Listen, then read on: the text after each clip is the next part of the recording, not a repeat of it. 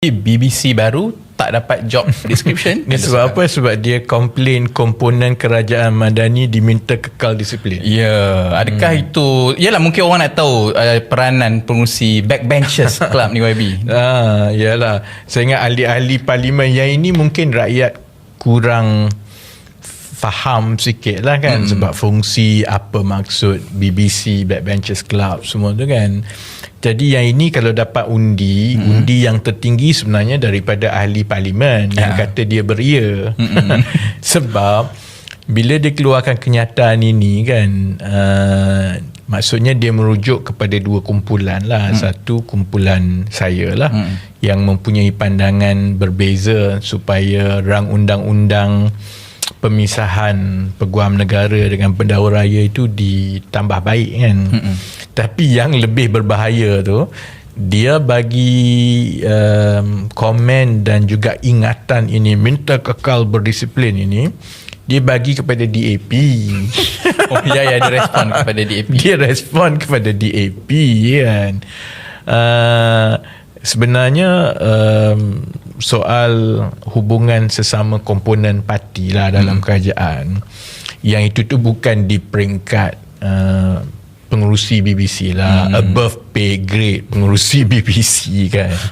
Dia diuruskan kalau di antara PKR, Amanah dengan DAP, dia diuruskan di peringkat Majlis Presiden PH.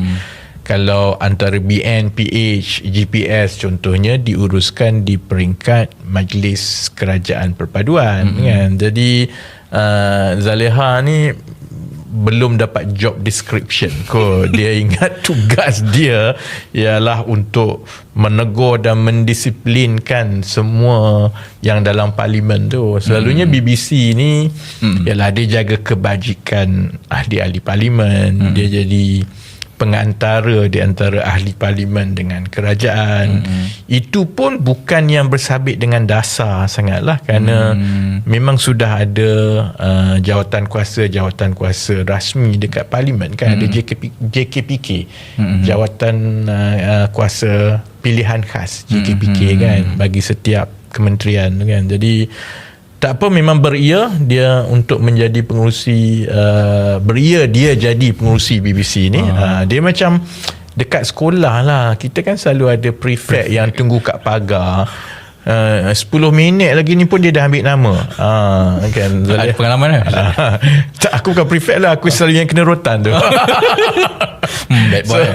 Sebab tu aku selalunya sangat sensitif dengan prefect yang ambil nama terlalu cepat ni. Tunggulah dulu kan. Jangan risau, cakap tentang prefect, kita ada seorang lagi prefect selepas ni. Ada